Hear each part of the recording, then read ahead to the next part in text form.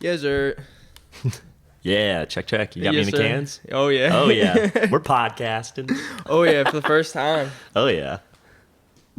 It's an honor. Oh, yeah.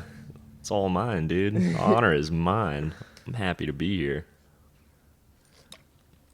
It's been a long time coming, man. We've been talking about this for a while. Hell yeah, dude. I know, I mentioned it almost a year and a half ago? Yeah, it's nuts, man. Quick drink. Yeah. Get the little sip in before the red light rolls. Oh, it's rolling already. Oh, yeah. Oh, we're in. Yeah, we're in it. So Yeah. whenever you're ready to start, man. Dude, we're already in. Let's Right. lock in. All right, y'all. Welcome to episode 54 of the Endless Enjoyment Podcast. I'm your host, Vincenzo, and today I'm here with a friend of mine, TC Mann. Would you How's it like to going? tell us a little bit about yourself, man? Yeah, how's it going? My name's TC. I am a musician. I'm from North Carolina. I've lived here for about 7 years now. I do a little bit of everything. I produce, I play drums and bass and guitar and keys and just doing the thing. Yeah. So you answered a few of my initial questions Yeah. right there. You said you're from North Carolina. Yeah. And you've been here for 7 years? Yeah, which feels pretty nuts to say. I just now am starting to feel like a local. Like I've been here for 7 years, but I literally within the last 6 months just got like Tennessee tags and a license. Dude, So, I like, just did that shit. That's why I got the mass plates right Oh there. yeah. I finally just got the Tennessee plates, changed my ID over, but I've only been here for 2 years. That's Yeah. like my buddy too. I think he's also been here for like 7-8 years. Yeah. And he was like, I still haven't changed my No, shit. and it's weird. Like I've been here long enough to feel like a local, but I just now started to feel like a local with the ID and the plate. It's really weird how that actually is like a very tangible thing that goes like, oh, I live here. Right. Yeah. Yeah, so what made you initially make the move? Like most people, Belmont and music. Yeah, came here for Belmont in 2016 and haven't left since. Oh yeah. Yeah. Just fell in love with it. Yeah, I mean, I knew within like 3 hours of being here, I'm like, this is it. Yeah. So what was that experience at Belmont like? It was great, man. I was never really a big college guy. I never wanted to go to school. Pressure's the wrong word, but my family was obviously just like, yeah, you need to go to school. You need to get a degree. And I'm like, all right. And I did, and I went to Belmont, and it was great. But I started getting gigs pretty quick and was making some money doing music. And eventually I was just like, I'm going to bounce before I have to take a chemistry class. And Really? so, So you yeah, didn't yeah. I finish? left after 2 years. Damn. Like literally right before junior year started, I was like, I'm out. Less debt, man. Yeah. Yeah, that was the thing too. But it was great, man. A lot of the friends that I met there on day one are still the friends to this day, and the people calling me up for gigs and sessions. So that's been the most valuable thing about it for sure, is just the people you meet within like the first month are like your friends for life, 100%. which is great. One of my roommates now is my roommate from freshman year of college. Yeah. And we lived together the whole time in college, which was cool. But you're right. Like, you didn't lose those relationships, even though you dipped out. Like, you were able to still form those strong connections and then do your own thing. Yeah. Which is nothing wrong with that. Yeah. You got value out of it Oh, regardless. yeah.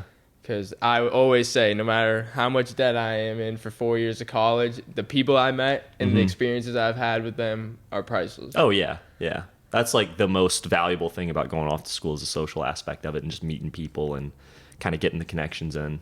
And getting away from where you grew up. Yes. Yeah. Oh, yeah.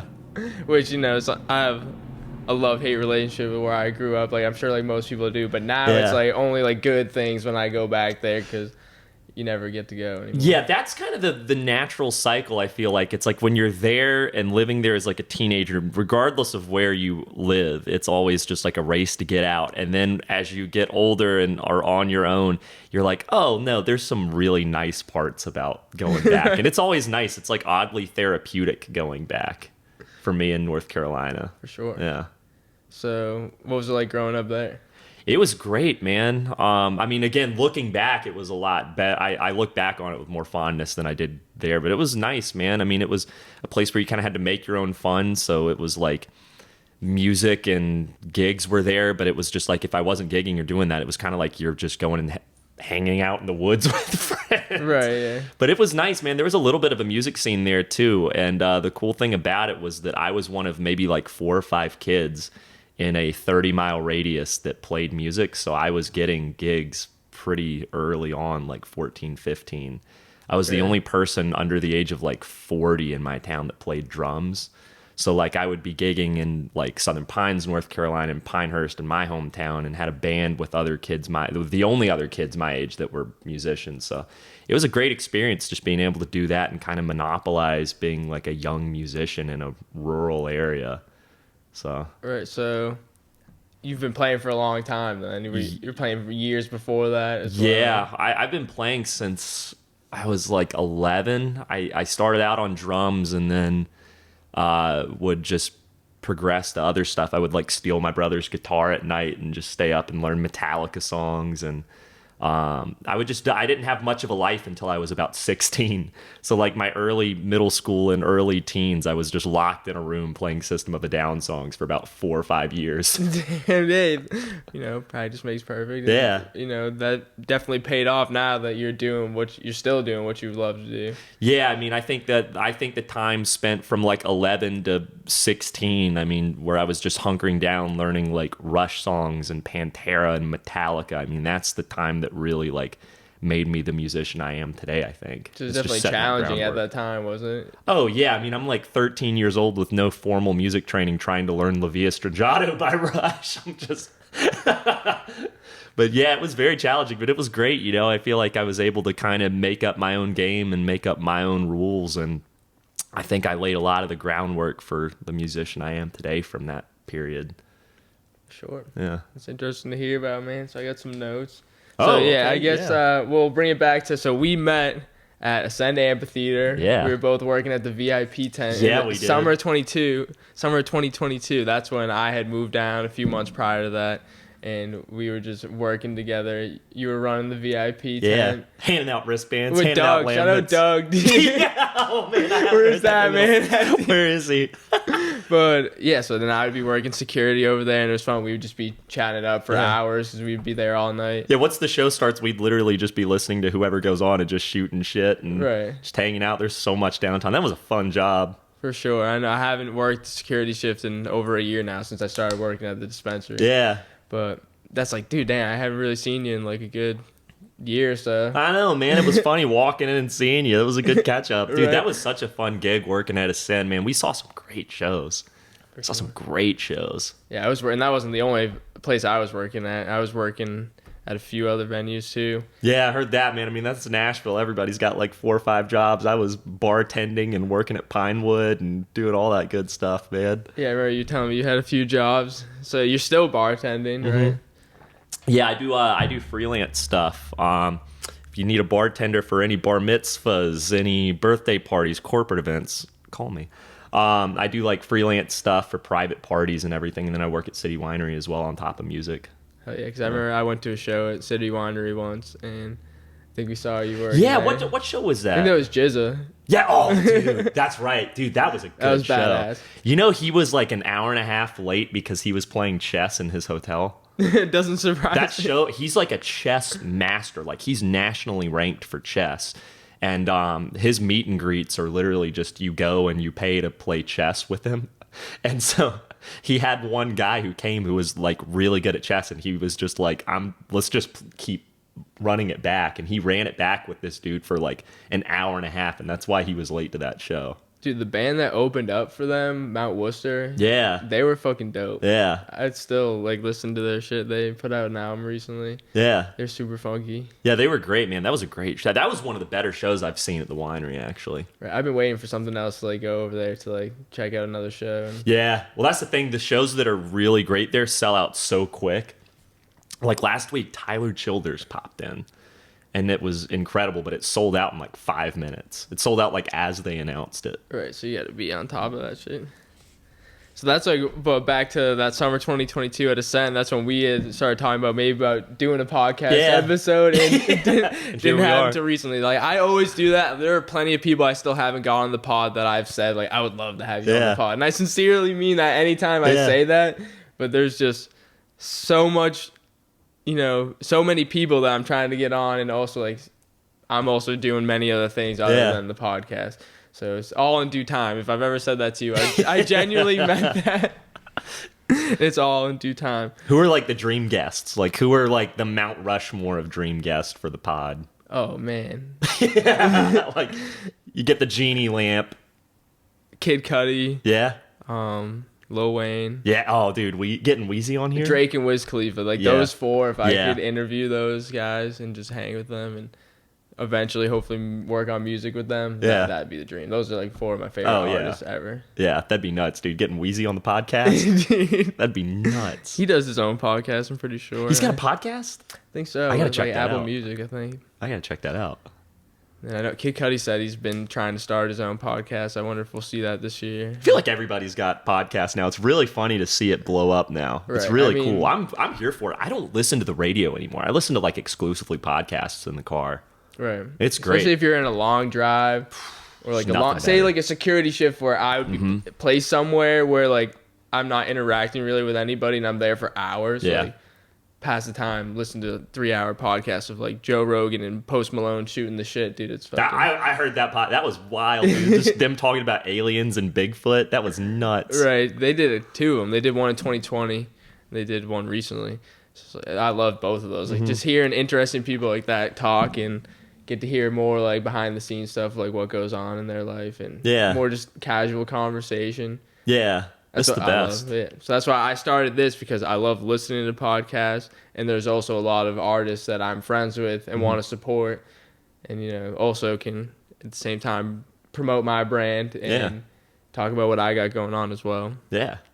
So I appreciate you coming by, dude, man. Anytime. This First time on the podcast. First time on any podcast. This is my maiden voyage on the podcast. Let's go. It's a pleasure, man.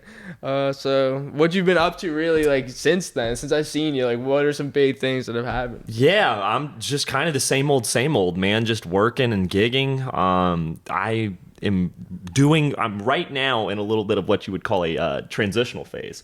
For the last 2 years, I've just been playing with anybody that I can, saying yes to everything, just working my ass off for, 3 jobs and 8 bands and sessions. And this year I'm like trying to whittle it down, and I'm actually doing it for the first time. Like last year I was gigging with, Zach Steinza, Sunshine Scott, the Dirty Lovers, Theo's Wall.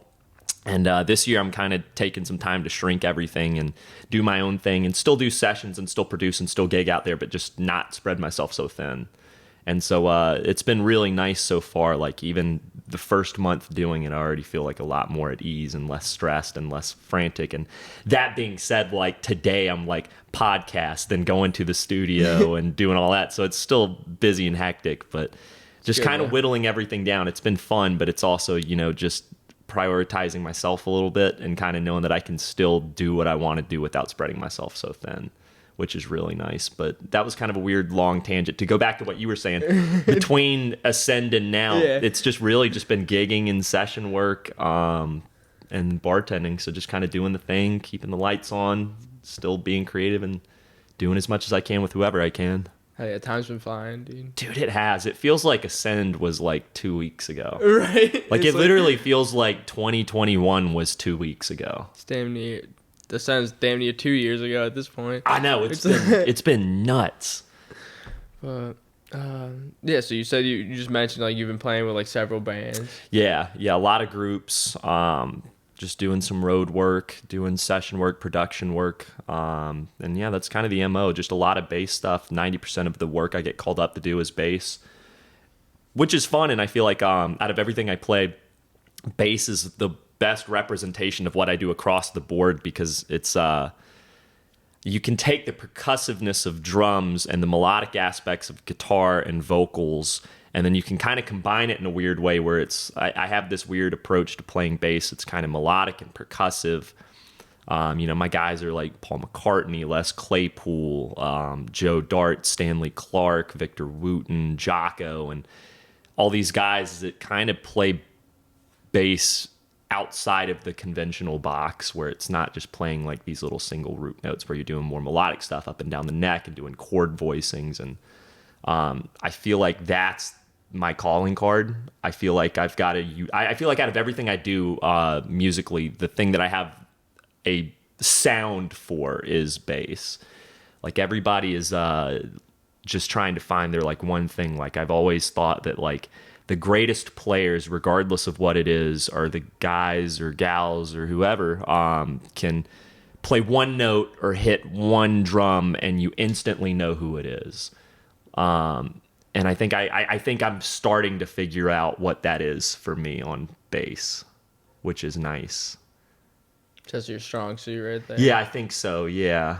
It's interesting the way you described it, like combining all the different elements of the things that you do. Yeah. And that's the best representation of you as a musician. Yeah, because again, it's just, I think I found a way to kind of do everything, take aspects of everything and do it really weirdly on this one instrument, which happens to be I gotta come see you do a show sometime. Yeah, it'd be fun. I'll let you know. I actually, for the first time probably since COVID, I don't have anything on the books, which is terrifying and really nice. Like, it's kind of nice. All I have right now are production and session work stuff. I don't even know when the next time I'll be on a stage is, which is, again, terrifying, but really kind of nice. There's like a zen aspect to it, but also this weird existential terror. Then if, a good opportunity comes up, then you know for sure you can do it. Yeah.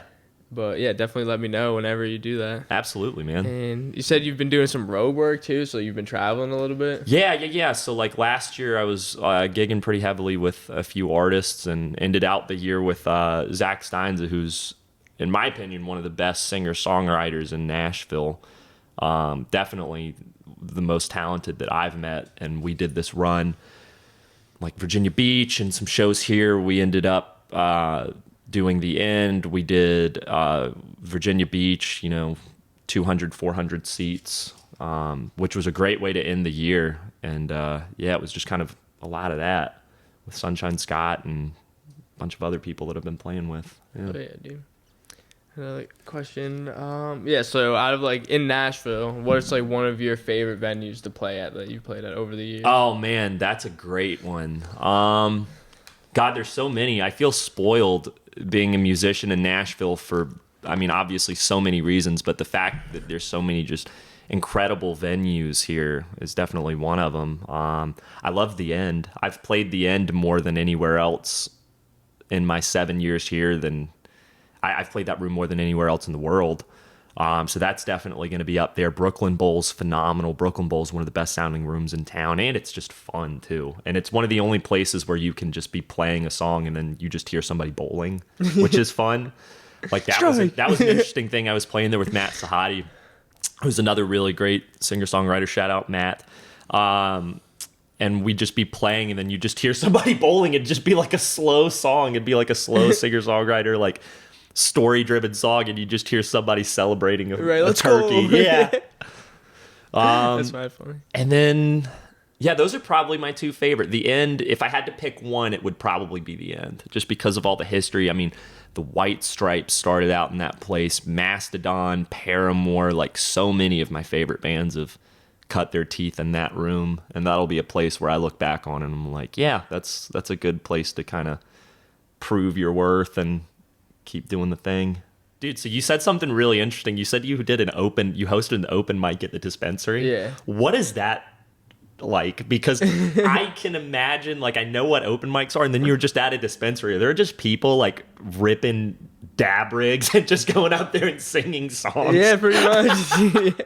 I want to see that. That's incredible. Yeah, I'm looking to do another one soon too. And Yeah. you'd be more than welcome. I would love to be a fly on the wall for that. Yeah, I would love to be a fly on the wall for that. So yeah, that was a lot of fun. I had probably about 15 other artists. We started off with a few comedians. Yeah. So it was open to anyone, like comedians, poets, musicians. I wanted people to come through. So we had a few comedians open up, break the ice. Yeah. Then I had a couple singer-songwriters, playing guitar and singing. And then we got into all the rappers, because most of my friends are rappers. That's cool. We were all just having a good time, and yeah, that was a lot of fun. That's fun. I want to come to one of those. For sure. Yeah, let me know when the next one of that I is. will, dude. I'm trying to get one as soon as possible, within the next month or so.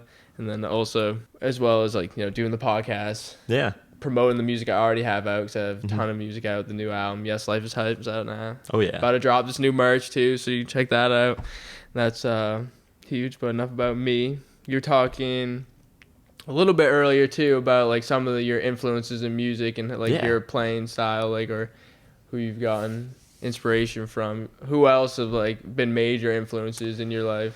Oh man, how much time do we have? Man, if I like the mainstay is that like no matter what point I am in life, the biggest references that I always have are like, you know, the Red Hot Chili Peppers, specifically like the Californication, the Stadium Arcadium era. That just does it for me. Rush, Queens of the Stone Age. They might be my number one of all time. Tool. I'm still on such a big Tool kick. I'm floating after that show. That was one of the best shows I've ever seen in my life. Yeah, so you saw them at Bridgestone. Oh my God. Yeah, it was nuts. That was one of the best shows I've ever seen. If you're looking for a good show, go see Tool.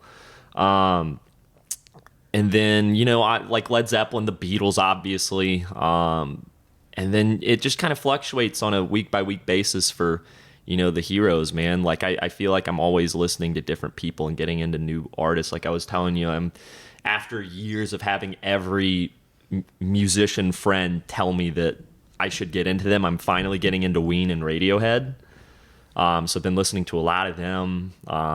In Rainbows just hit me like a truck. I listened to that album start to finish like 4 days ago. Man, it made me want to rethink everything that I've ever done. It's like, you know, you pick any Radiohead album and it's like its own world and it just washes over you.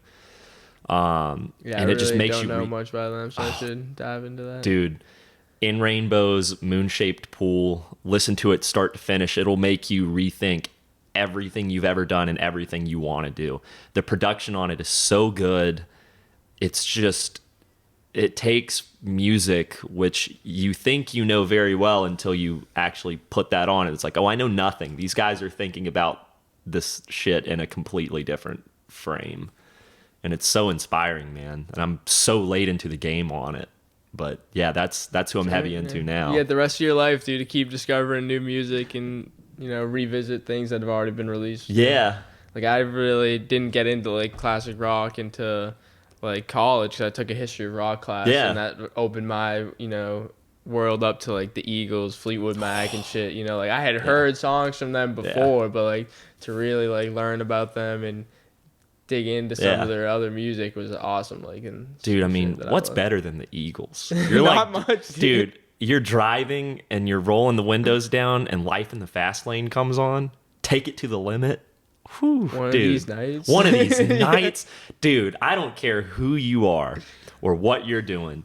If you're flipping through the radio stations or you've got Spotify on shuffle and that bass riff comes on, you're going to break a couple speed limits. You're going to roll the windows down. You're singing along. You're living it. You're living it. I mean, that's quintessential dad rock. Dad rock for the masses. And then Take It Easy comes on. You slow down a little bit. Yeah. Oh, yeah, yeah. Oh, yeah, yeah, yeah. Man, Cruising. Nothing's better than the Eagles. For sure. That's probably my favorite band. Yeah. But then again, you know, I still have a lot of music to dig into because I grew up really just listening to hip hop. Yeah. Up until college, and then even then it was more of like I grew up what I grew up on and didn't like go farther back. Like I didn't get into like 90s artists until like college as well. Yeah. Like Wu-Tang, didn't really listen to them until college. Like, yeah. Tupac I got really into in college. Even like Eminem I wasn't really a fan of until college. Like really? Yeah. Yeah. Dude, there's something special about that era of like 90s hip hop, man. Like Wu-Tang and Nas, MF You had Doom. so many just extremely influential artists. Oh yeah, dude, Common, all the stuff with like the Soulquarians. Dude, that's just such a special era for music, man. So you a fan of all genres of music? Yeah, it's like, you know, everybody asks, like, what do you listen to? And I'm like, as cliche as it is to be that person that says, oh, I listen to everything, I genuinely do. I love music. I think genre is just the most overrated term ever, and it really exists. Genre really was created by people in a boardroom to commoditize music and be able to put it in this neat little package and ship it off and market it. And it's like, you know, everything, if it's good, it's great, man. That's all I care about. I don't care if it's, you know, country or hip hop or metal or rock or, you know, German house music. Like, if it's good, it's good, man. And a lot of the best music blurs multiple genres. Exactly. That's my favorite too, man. Like, I was talking about Ween before we started, man. And just having a band that can make a country album and then make like a metal album and then do like rap. That's nuts. I love that. And I think with the internet too, I think that that's been the best thing for these like genre blending artists, because people have, people have such a wider palette and are able to access more things than ever now. And I think that now, as it stands, I think there's more of a diverse palette for the average music listener, where it's not so much one person listening to one thing. It's like hundreds of people listening to hundreds of things. And I think that's the best thing that came from Spotify and YouTube and all this. It gives people a broader sense of music and an ability to access everything, where it's maybe back in the day you had to go to a record store and you had to really go out of your way to search, dig for that shit, literally, like crate digging to find crate digging. And then it was just so much work to go out of and take a chance on something you've never heard on. And now it's way easier. You just pick a playlist and, you know, Spotify curates stuff for you. And there's a lot of things I don't agree with Spotify. There's a lot that I don't like about it. Right. But man, there's no better tool to discover music. Yeah. But yeah, that's my other thing too. I think this is the best time for music and independent artists and being a fan of music too, because there is so much genre blending and so much experimentation going on.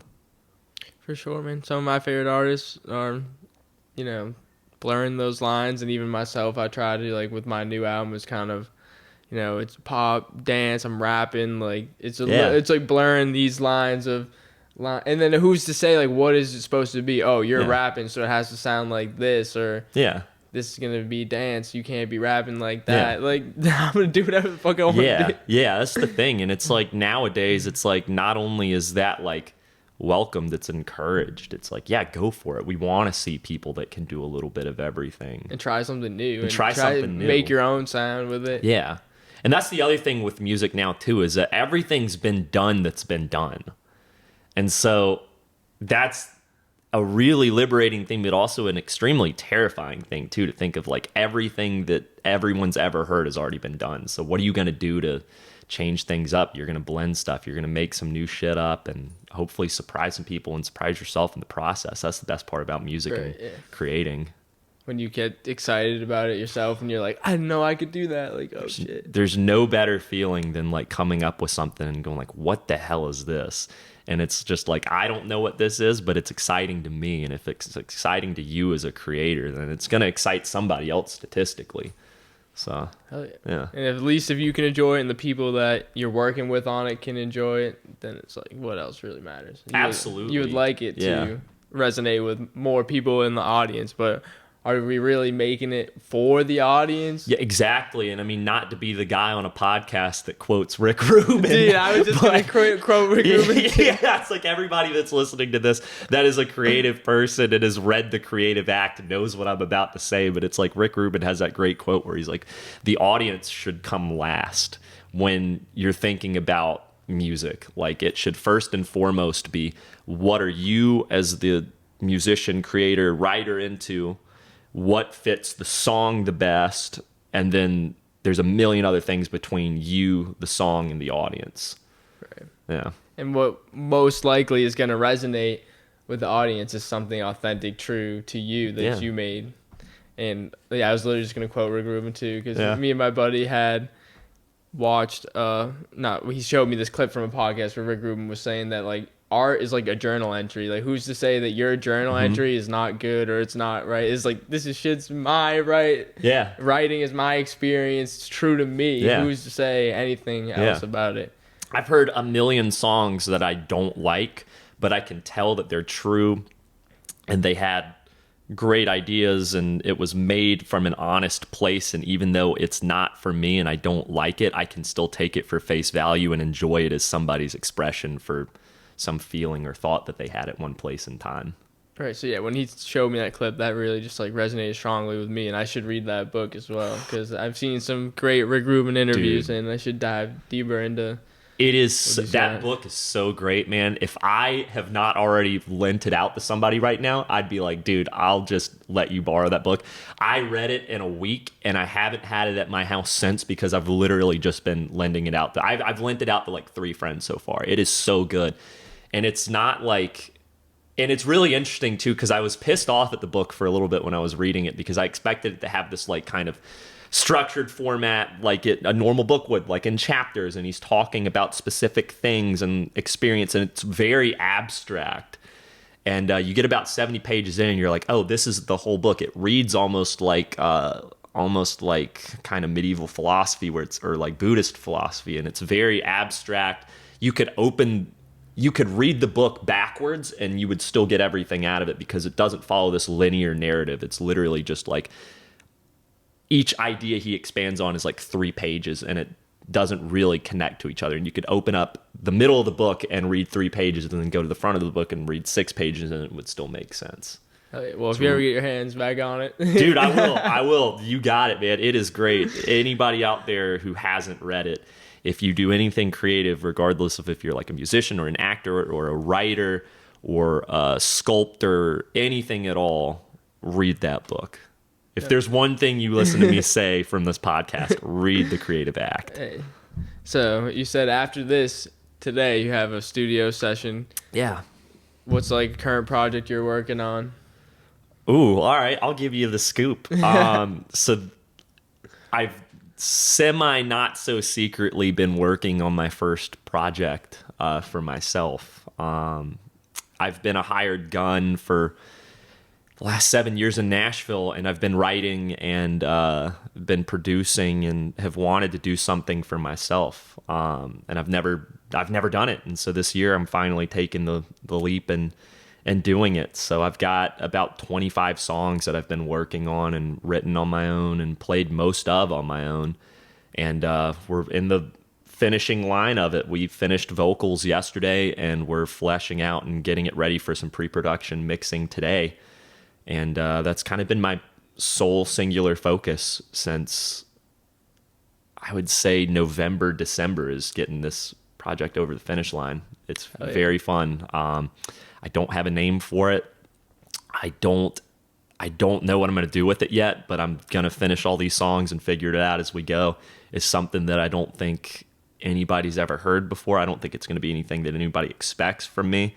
And it's really exciting. I've never been more excited about a project that I've worked on. And I'm a little biased because it is my own and I wrote it, but right. It really is good. And I get the feeling like I'll put on the day mixes when we get out of the session to hear everything in context, and it sounds really good. I'm really excited. You have more than enough stuff to work with too. 25 songs. Yeah, good amount. Yeah, and I'm not recording all 25 of them. I'm doing 6 of them at a time. So this is going to be the first 6, and then once we finish this, we're going to come back and do 6 more and 6 more and however that math works out until about 25, 26. You still don't know what you're going to do with it, but you think it's going to be a big album, or is it going to be divided up into little EPs? Or yeah, that I don't know. That's the $1 million question. So the interesting thing with music today is that unless you're already in this big established act, people don't really listen to albums unless you have that name recognition. Right.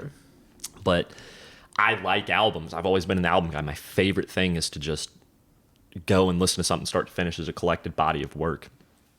But it is a singles driven market. It seems like everybody that I've talked to, all my friends in bands that have released stuff, swear by doing the single or EP drop, where they'll drop a single every month for 3 months, or put out an EP 3 songs at a time for 2 months in between.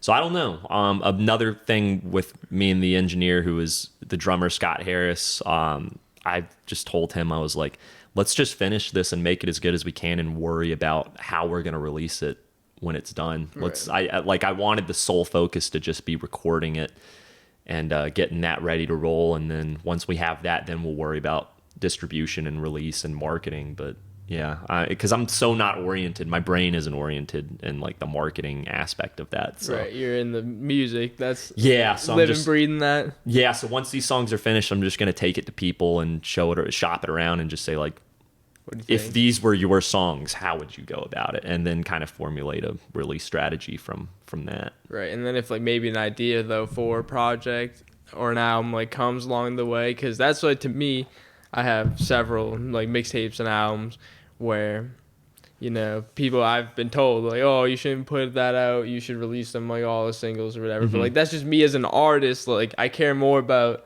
the art and having a you know, a product.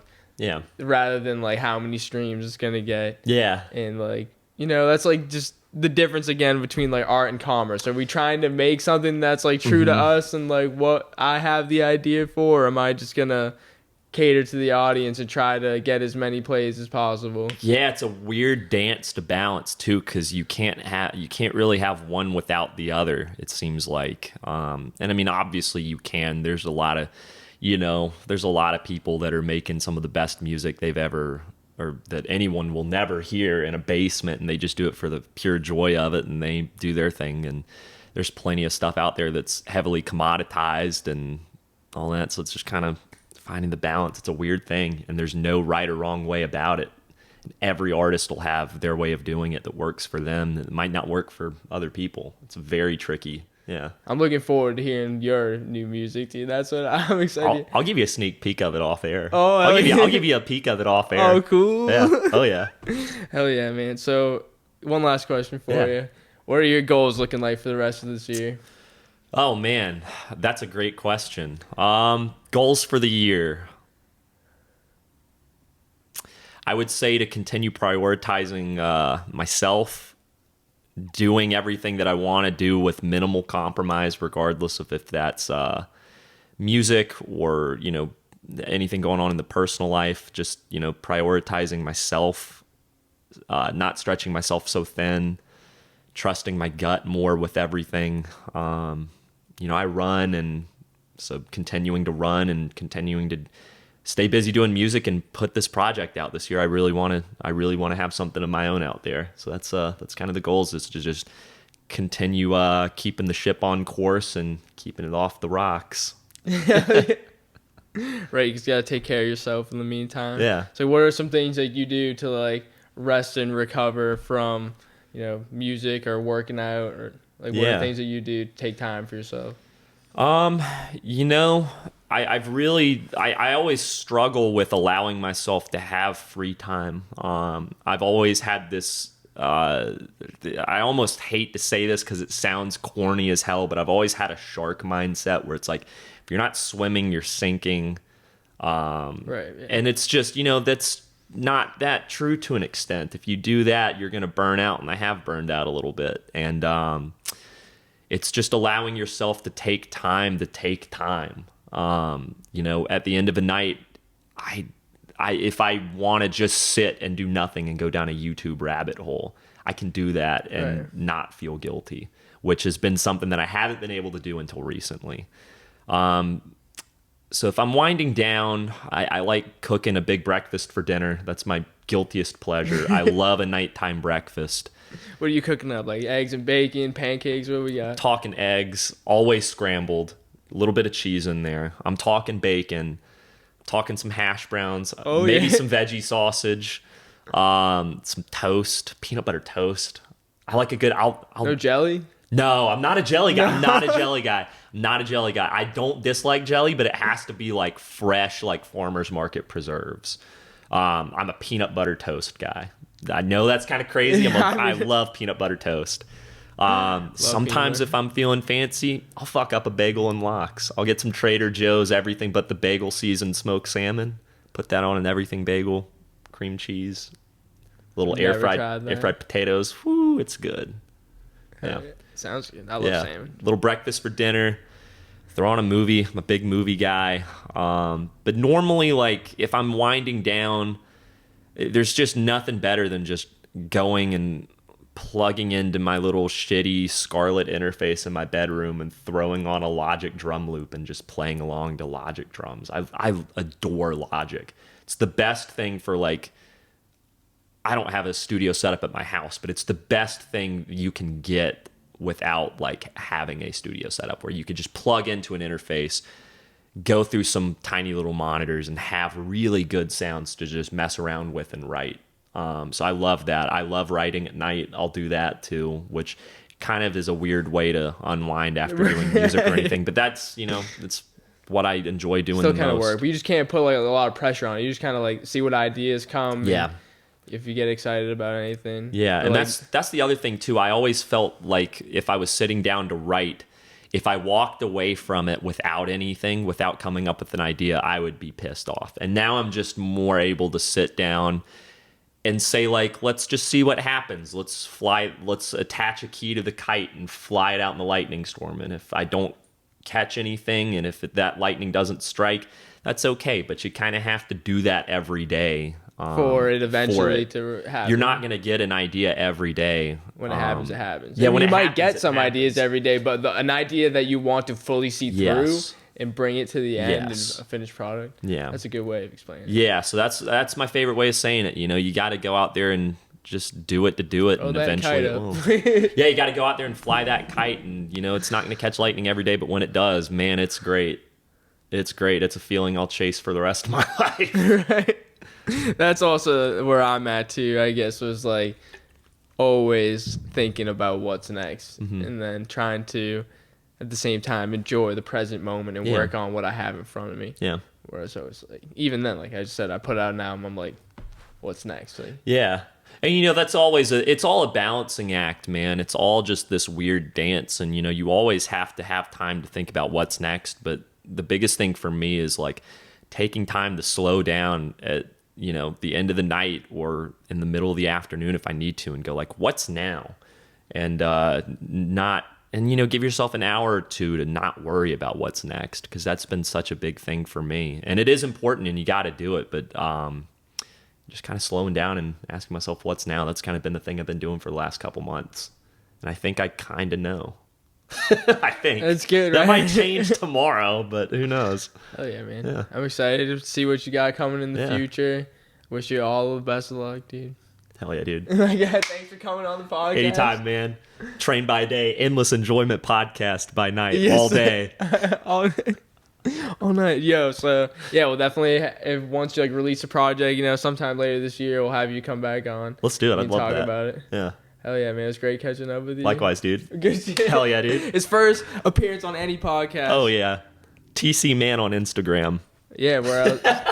Anything else you want to plug before you go? No, that's it, man. I'm just here to hang out. If you want to see more from me, just follow me on Instagram. That's the only thing I've got. Hell yeah, you heard him. TC Mann, thanks for coming on the podskeee. This is episode 54 of the Endless Enjoyment Podcast. I'm your host, Vincenzo. I'm here with TC. Enjoy, y'all. Thank you. Oh, yeah. Enjoy.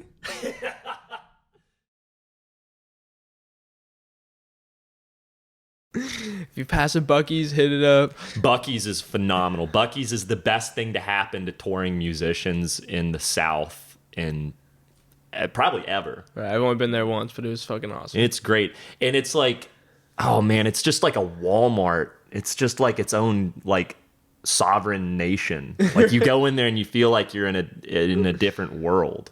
There's always like 9,000 people in there. You're having to like throw elbows to get a Danish and a coffee. Get a little sandwich, an icy maybe. Oh yeah, no, if you're going to Buc-ee's, you're dropping $30-$40 on snacks and hats and stickers and beef jerky. Beef jerky, classic.